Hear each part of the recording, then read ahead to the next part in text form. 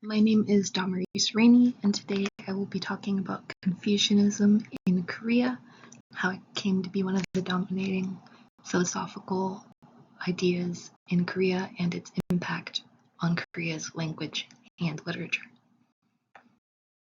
Confucianism originated in China. It was founded by a man named Confucius, who lived from 551 BC to 479 BC, which was China's spring and autumn period. He was a scholar and writer who traveled around advising officials and teaching his disciples. Confucius's philosophy was based on the concept of benevolence, which is an innate goodness inside of humanity. This was in conflict with stricter doctrines that existed in China at the time, including legalism. And because it was less strict, it began to slowly gain popularity.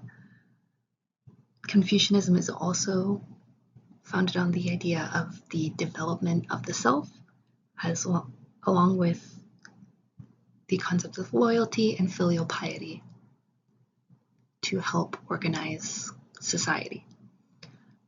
The Confucian written canon is made up of 4 books and 5 classics. The 4 books are Great Learning, Doctrine of the Mean, Analects, and Mencius, who was one of Confucius's disciples. And then the 5 classics are the Classic of Poetry, the Book of Documents, the Book of Rites, I Ching, or the Book of Changes, and the Spring and Autumn Annals, which were written directly by Confucius. Other works were either edited and partially written by Confucius or edited and written by one of his direct disciples. This philosophy grew within China and became a part of the political and education system, and when China began to influence Korea, it entered the Korean society as well. When exactly Confucianism was introduced into China, although it is estimated to be sometime around the 1st century BC, during the time that the Han Dynasty was directly occupying and influencing China. And during the Three Kingdoms period, it was fully accepted as one of the dominant philosophies within Korea, although it was not in conflict with other philosophies and religions. The leaders of Korea liked the emphasis on loyalty and filial piety, and used it to build the education system of Korea and also the state examination system of Korea throughout the Goryeo dynasty. Coincided with the development of Neo-Confucianism, this version of Confucianism was more metaphysical, and it directly conflicted with other religions within Korea.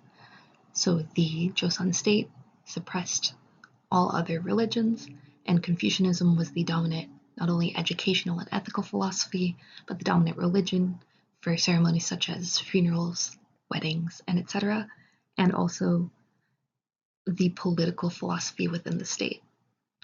Because of this great amount of influence, it directly impacted Korean culture, in architecture, in art, and as we will see, in language and literature. One example of how it impacted the Korean language is through the different phrases used in Korean, like idioms, including sajasanga, which I will now get into. Example of a sajasanga that comes from Confucianism is mun id ji ship. So this phrase comes from the Confucian Analects, which are conversations that Confucius had with various disciples of his. It is built from the Chinese characters mun, listen, ir, which is 1, ji, which is understand, and ship, which is 10. Altogether, it has the meaning of hear 1 thing and understand 10 things. And it is from a conversation with Confucius and one of his scholars where the disciple is describing another person and how they have a quick mind and can easily understand things. And this is a phrase that can still be used to describe smart people today and appears in Korean writing. The second example is Bu Hua Nue Dong. This is built from the characters Bu, which is attach, Hua, which is harmony, Nue or Lue, which is thunder, and Dong, which is same. So it has the meaning of following a loud voice or following the opinions of others. And it comes from the Book of Rites. The Sajasanga is Gukki Bokde. This also comes from the Confucian Analects, and it is from a conversation where Confucius is explaining his concept of Ren, or Confucian virtue and benevolence, to one of his disciples. It is made up of the characters Guk, which is win, Gi, which is body, Bok, which is return, and Nie, which is etiquette.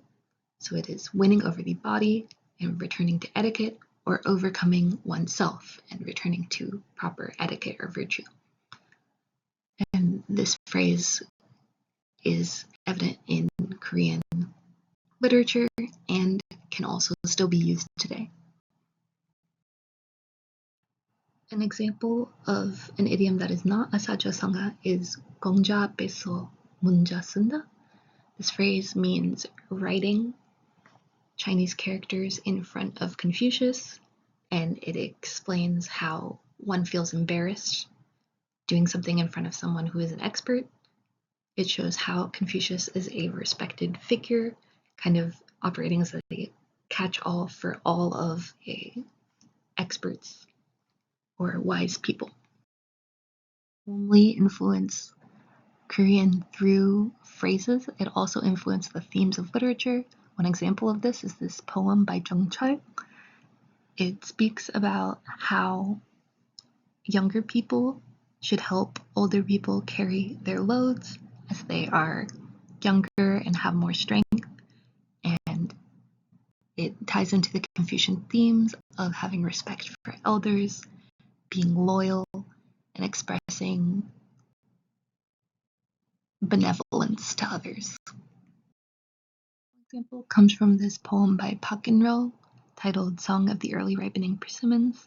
It expresses the author's feelings of filial piety towards his late mother, and it references several filial sons from Confucian stories, including Wang Shang, who is able to catch a carp in a frozen river for his ill mother to eat, and Meng Zhong, who was able to grow bamboo shoots in the middle of winter as an expression of filial piety.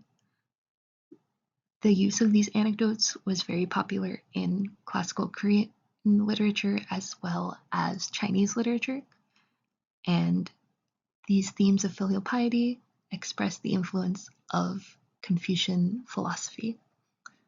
In this way, Confucianism had not only a thematic influence, but also a direct influence in the allegories and phrases used in Korean literature, and a great impact on Korean society as a whole. Thank you.